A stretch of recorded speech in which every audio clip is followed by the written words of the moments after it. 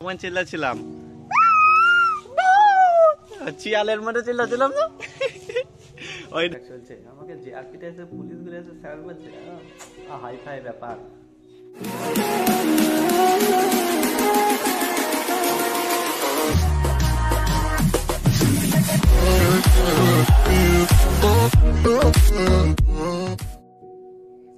আমাদের special YouTuber Mezba খান বারবার বলছে তুই একটা যে কোনো ব্লগ শুট কর, মানে যে কোনো। তো কি করবো, আমার মাথায় কিছু আসছে না, সেটা আমি ব্লগ শুট করবো করে করে একটা প্ল্যান এলো, আমি সারাদিন কি করি সেই নিয়ে একটা প্ল্যান ব্লগ শুট করি। তো এই ঘুম থেকে এখন উঠেই আমার মাথায় বললো আজকে ব্লগটা শুট করি।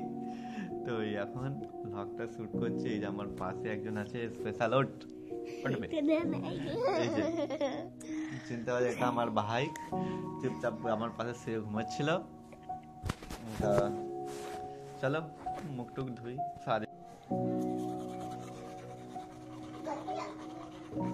মুখ ধুচ্ছি এখানে আমার রিপাবনি দেখতে পাচ্ছ, একা একা চকলেট খাচ্ছি, আমাকে দিচ্ছে না।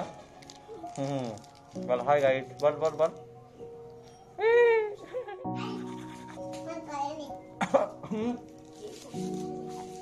তারাও মুখটা দেয়নি, তারপর দেখা যাচ্ছে। আমার ছোট ভাই, আমি ঘুম থেকে উঠে মুখ ধুয়ে চাটা খাচ্ছি, তখন আমার মা বলছে ছাদেও নাকি ঘুরে বেড়াচ্ছে। এই মাত্র শুয়েছিল, ঘুম থেকে ওটা ঘুরে বেড়ে চলে গেছে। তো দেখা যাক ওর ঘড়ি কত দূর উড়িয়েছে। কিছু নয়, যাওয়া যাক।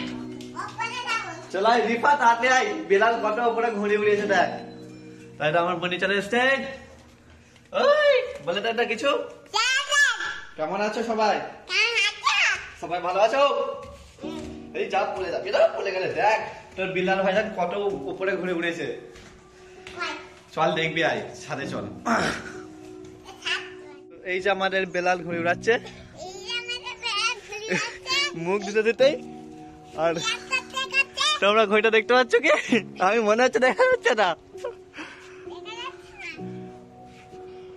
এই যে দেখা যাচ্ছে, এই দেখো। ও ভাই, তো আমি ভাবছি একটা শ্যুট নিয়ে নিই আমাদের বেলালে ঘুরে আনোর।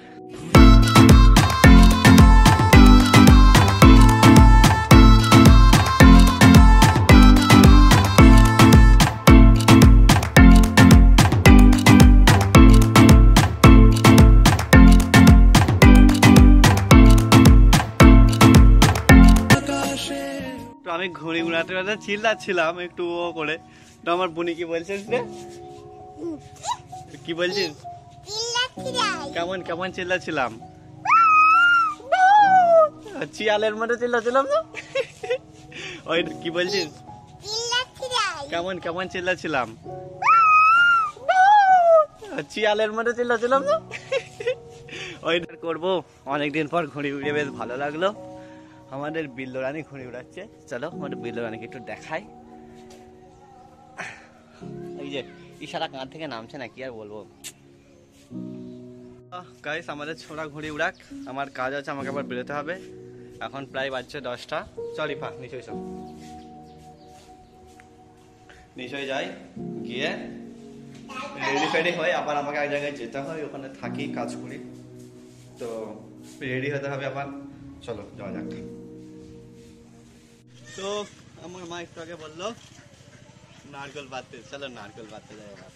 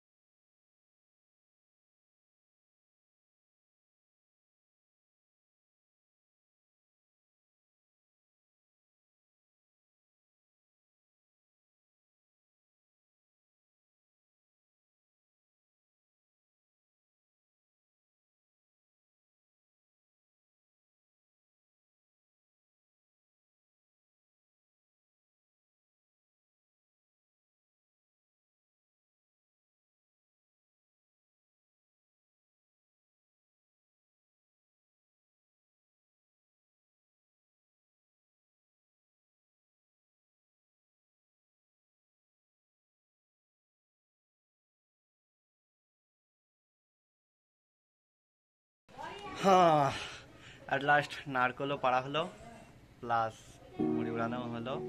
এখন বাজছে 11টা। তো আমাকে আবার ডিউটি যেতে হবে। আমার ডিউটি আছে, মানে আমার 1:30 থেকে 9টা পর্যন্ত ডিউটি।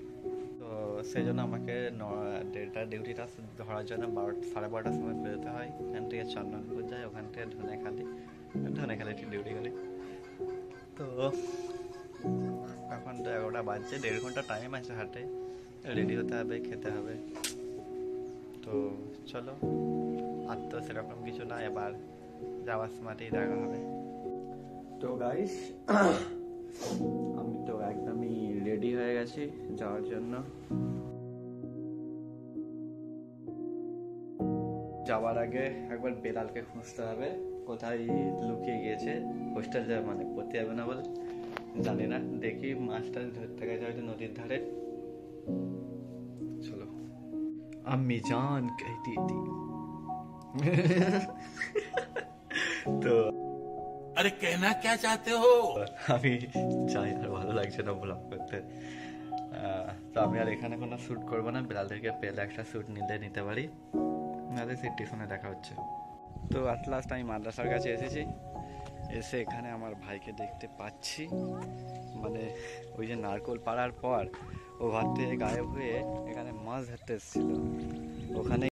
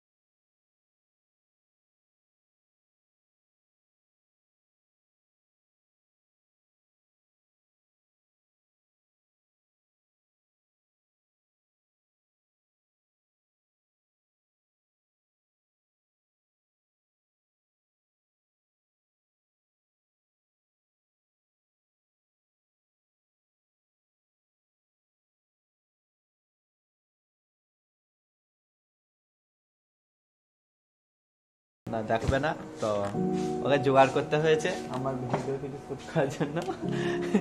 দেখা যাক, চলো শ্যুট করো। Always do it on my own, so I gotta get through it. And the only thing I know is to love what I'm doing. Never give up, never slow, till I finally prove it. Never listen to the no's, I just wanna keep moving. Keep my head up when I act, head up, that's a fact. Never looking. স্টেশনে wait করার পর আমার train চলে এসছে। তো ওই যে train আসছে, আবার ট্রেনে উঠি তাহলে, তারপরে নামছি ধনেখালিতে রোড স্টেশন পর।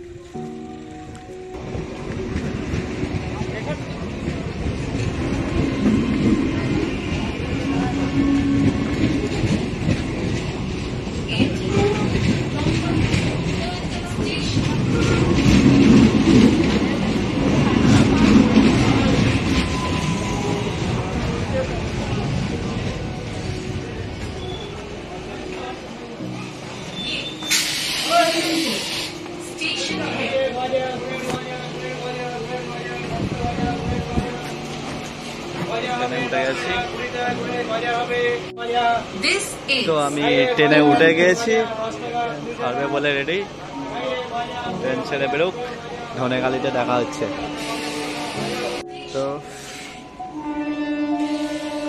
তো গাইস আমি চলে এসেছি ধনেখালি স্টেশন, ট্রেন ছেড়ে বেড়ে যাচ্ছে। আর সামনেই আমার কাউন্টার, ওখানে চলো কাউন্টারের দিকে যাওয়া যাক।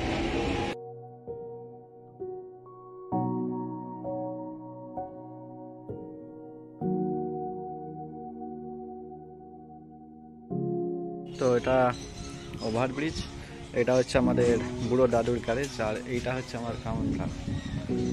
সনেখালি রেলওয়ে স্টেশন।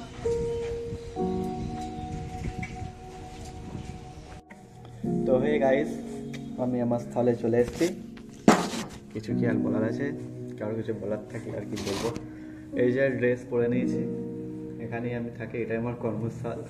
9টা পর্যন্ত ডিউটি দিতে হবে। তো চলো আমি আমার কাজ করি, কিছুটা তোমাদেরকেও দেখাই যে কি করি আমি এখানে। আগে একটু জল খেয়ে নিই।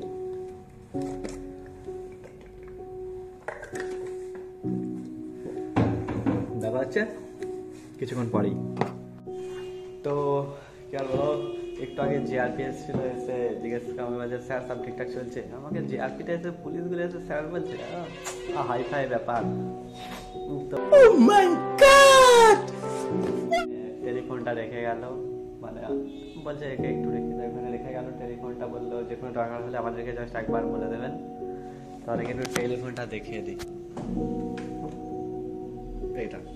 তো আমি বললাম স্যার আমি সব চালাতে পারি না, আপনার নাম্বারটা দিন। নাম্বারও দিয়ে গেল। আমিও স্যার বলছি আমাকে ওদেরকে, ওরাও স্যার বলছে আমাকে। কি আর বলবো, সব স্যার স্যার ব্যাপার।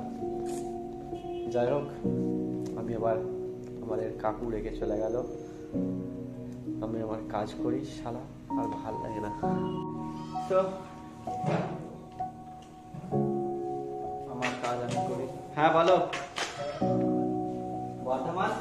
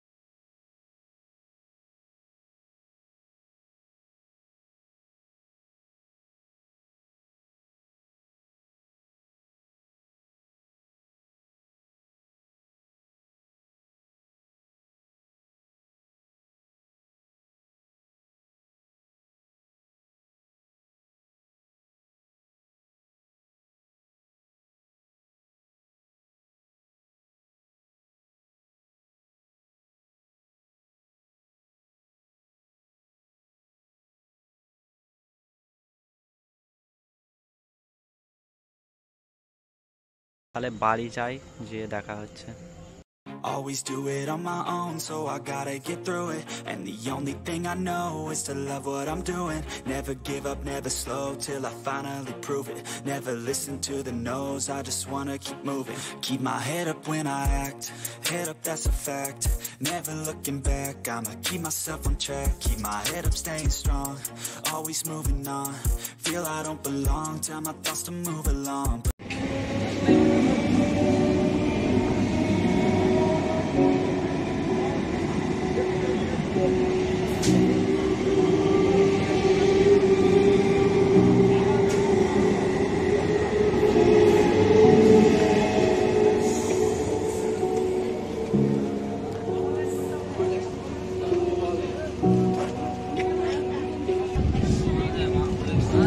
Atro.